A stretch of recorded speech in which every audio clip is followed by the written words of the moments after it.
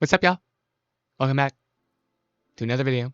What's up, y'all? Welcome back. And today we got Monday Night Football predictions. Let's get right into it. So we got I'm doing good this week, by the way. We got the Titans visiting the Miami Dolphins. Now, this game, guys. This game, it's interesting. I'll tell you why it's muy interesante. Because the Titans are 0-3. They're ass. All right. Will Levis finds new ways to lose every single week. I pick the Titans almost every single week, and it bites me in my ass almost every. Dude, it's bad, and it's really annoying. So the Dolphins, who even despite their 89 rating, without Tua, they have looked terrible. But they got Tyler Huntley, who I know very well because he played behind Lamar Jackson for a couple of years, played against the Steelers a lot more than he should have because Lamar kept on getting hurt. Now, Huntley is basically Lamar, but worse, from Kmart, if you want to say something like that. He can use his legs.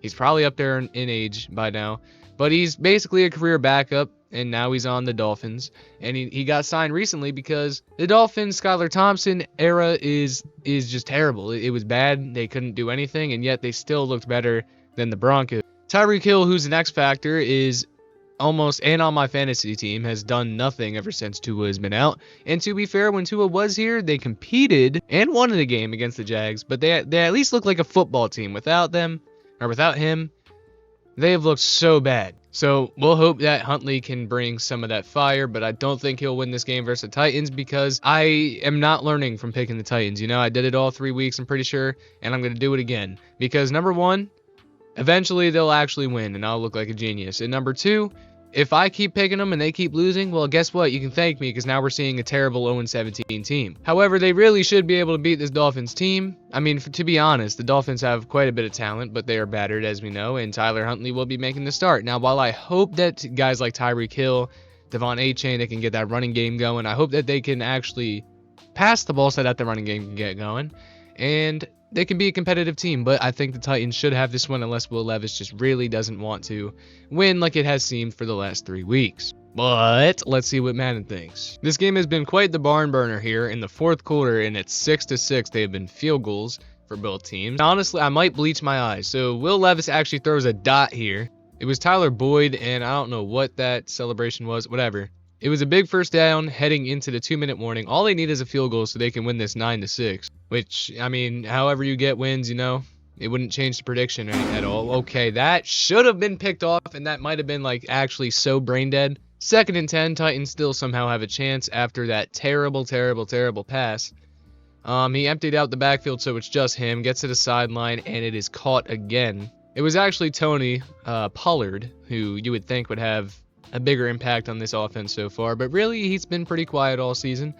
But then again, it's pretty hard to leave the Cowboys and do anything. There's him again, gets smacked. Made their way to the 48-yard line. Will Levis again is alone back there in the backfield, kind of like me, but I'm not in the backfield. Anyway, DeAndre Hopkins caught the ball. Now they're over the 50-yard line into Dolphins territory. He has time, but he's still running out the pocket. It wasn't ever collapsing, and he takes a terrible sack. Will Levis, terrible pocket presence. I mean, he didn't ever have to escape it, and that's what happens.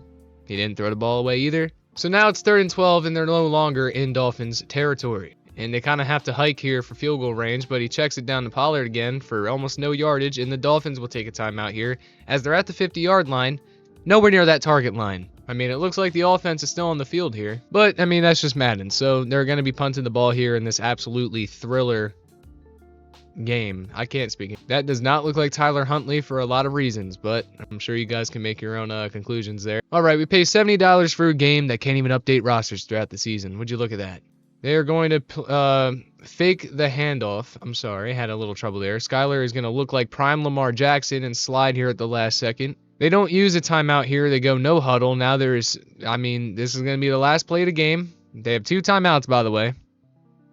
And they hand the ball off, and actually really good run, but not going to outrun everybody. Raheem Mostert there, who only has 73 yards on 16 carries. And that is the end of regulation, guys. This game is so amazing. We had a field goal per quarter here, and we're going to overtime. Get ready for overtime, boys! Whoa! This is what we love football for. I don't know what got into me right there. Sorry, guys. Anyway. All right, here's 1st and 10. Dolphins got the ball. Please. This might end in a tie, man. Like, actually. And, okay, they actually faked me with that. Play action. Pass protection was amazing, and he runs right into a defender's. Nice. Nobody got open. You have Tyreek Hill, Jalen Waddle. What is happening? All right, throws it immediately here. Tyreek, there he is. Oh, my God. Wide open. He gets a lot of space right there. About 25 yards there, probably. Or I guess ideally you would want like 7 more yards here. Over the middle again, he hits Tyreek Hill, who gets the first down, and now they're actually in field goal range. Looking better here offensively are the Dolphins. 2nd and inches. I mean, I thought it was pretty clear that he got the first down there, but maybe I'm just blind. They hand the ball off to Raheem Mostert, who's going to get the first down and more. Going to get down to the 32-yard line. I'm liking this because now I'm not falling asleep. 1st and 10. Honestly, they can just play keep away, kick a field goal. But, I mean, a touchdown does end the game, though. So, I mean, there's A-Chain there. Or A-Chan. I don't know. What I was trying to say is a touchdown ends the game. That would be better than a field goal here. But at least they got that in the bag. And, obviously, the Titans haven't shown any type of offense. Doesn't matter. Tyreek Hill, wide open in the end zone. Actually, really good throw, too. I mean, yeah, he's just wide open. I mean, safety is nowhere near him. I mean, there's no DB in sight. It's just the safety. And Tyreek's having trouble getting the ball off his hand. So, they're kicking the extra point. Listen, the game should be over. Madden, this has happened so many times with this shitty-ass overtime, how you guys work it. This is the Week 4 system implemented into the game, bro. It is not playoff rules. How many times do I have to rant about this? We're going to go play-by-play here. They're driving down the field. Finally hitting a halt here. Pass knocked away. It's 3rd and 10. Now it's 4th and 9. Let's watch this because they're obviously not going to kick a field goal. You would hope. 4th and 9, that shouldn't even be happening because this game should be over, but they need this, obviously, because they can't kick a field goal or else the game's over, so what's the point? So they're going to hit a wide... Calvin Ridley, touchdown! Oh my goodness, in this playoff game! Oh wait, it's not a playoff game? Madden sucks? Alright, Calvin Ridley. And by the way, these are the only 2 touchdowns in the game, in the whole game, and it comes in overtime. And this one shouldn't have even happened. The Dolphins should have already won. Very important, I guess, extra point here. So that the game will stay tied, and I guess it turns into sudden death. And a field goal, like the overtime rules that we were used to growing up, is basically what it is. Any points win the game now. Gonna watch play-by-play here because I'm tired of watching the game. 1st and 10, they're doing pretty... Okay, defensive penalty for 15 yards, probably like roughing the passer or something. They're going to run the ball here because they're in field goal range. So now on 4th and 5, I'm assuming they're going to kick a field goal to try and win this game. So obviously it's going to end the game because they're icing them in order to stop the kicker from ending the game. He's going to send this one away. Good hold, and it looks pretty good to me. And yep, it is. So the Dolphins rightfully, and they should have never had to do this, but win. They scored more points in overtime than they did in regular. Not one of my brightest moments in regulation. 2 touchdowns for these teams in overtime.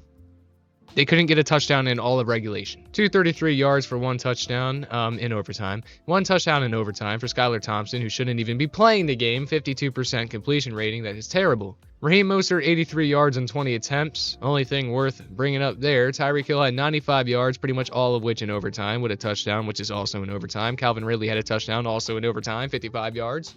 Tyler Boyd, 79 yards. 3 sacks for Emmanuel. And no interceptions happened in the game, but 1.5 for Arden Key. Jalen Phillips had 1.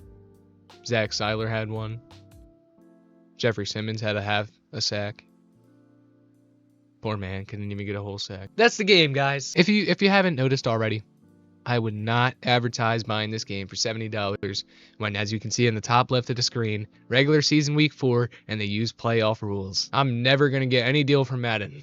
I've cemented that. Now, in this game, the Seattle Seahawks are visiting the Lions. I'm going to keep this short and sweet, guys, because this game is going to be amazing. I just want to get into the Madden part of it, but Jared Goff versus Geno Smith, anytime these 2 teams face each other over, like, literally so many years, the Seahawks seem to own the Lions, but at the same time, it's always a great game. They had that infamous, one of them put up 40 points. I think both teams put up 40 points in a matchup before, about 3 to 4 years ago, where it was an absolute barn burner. Nobody was expecting it. And the Lions came up short in a great victory for the Seahawks that year. And the Seahawks really have just had the Lions number over the last couple of years. So I'm riding with the Seahawks here. I think that they will stay undefeated, and the Lions have shown that they have weaknesses this year. They're not fully perfect. I know people have them as like the 1 seed in the NFC, best team in the NFL. I know a lot of people were hyping them up as that. I just don't think that's the case. And I think that the Seahawks do match up pretty well with the Lions in terms of the Lions defense being able to keep up with the high-powered offense of the Seahawks. I know people are like, oh, they barely face any good teams. They're going to prove you wrong this game. Unless I'm insanely wrong and the Lions finally decide, you know what, let me stop losing to the Seahawks every goddamn year. Kenneth Walker, I'm pretty sure, will be back for this game, which makes it even more interesting. Damn, I was yawning. 2nd and 7, Geno Smith and the boys find themselves down. Well, he's going to be down on the ground, but they find themselves down 8 points, which is 1 possession. They would need a touchdown and a 2-point conversion at this point to be able to tie up the game. They're at the 30-yard line of the Lions, so they're in scoring range here, but they cannot settle for a field goal. You have to imagine they are going for the touchdown. Geno Smith over the middle of the field has Tyler Lockett, sorry. All right, so Geno Smith now 2nd and 2 at the 9-yard line. He just dumped it down to Noah Fant. He's going to take the snap, and he looks to run immediately and then throws quite a wild pass, but he had him, but just wasn't accurate. That would have been a very impressive throw. I mean, it almost was. 3rd and 2, Kenneth Walker's in motion. Gonna throw it over the middle, has a man wide open. That is, wow, Chenault. And he's doing his little dancey dance. I mean, out of all receivers to catch that one, it's just not who I expected. But Geno drove his team all the way down the field, scored. Now he needs a 2-point conversion. All right, on the 2-point, Geno is under center. He is not going to hand the ball off. He's going to find a receiver, DK Metcalf, wide open. Nobody was on that hook, and now DK is going to do his little dancey dance, and now they're tied at 17. The Lions will have 52 seconds to answer with 3 timeouts. So quite a bit of time to at least get a field goal, if you ask me. I think Jared Goff is quite capable. This is a huge test for the Seattle defense. Will they be able to stop a high-powered Lions offense? They have so far this game. Jared Goff throws it immediately over. He overthrows Amon-Ra St. Brown, who is, I mean, obviously he had some separation, I'll say. Great pass protection as he throws it over the field and just gets smacked down. It quite disrespectfully, like he was just annoyed to have the ball get thrown his way. They will hand the ball off to Montgomery here, who's going to get the first down. Like, how do you let that happen? What kind of play call was that on 3rd down? I don't even know. Maybe they were just going to go for it or punt the ball. I don't know. That was a mistake for the Seahawks right there. Empty backfield, Jared Goff operating from. He has good pass protection again, but throws it before the tight end even acknowledged the fact that him throwing it to him was ever a possibility. They should just run the ball all the way down the field. I understand the situation, but, I mean, they just can't do anything in the pass game. Immediate throw again. This time Amon-Ra is actually ready for it, and he didn't get out of bounds. Timeout called by the Lions, but a first down, and they're really close to field goal range. He has 4 wide here, but he also has a running back in the backfield, but he's going to throw it to Jameson Williams here, who gets a first down.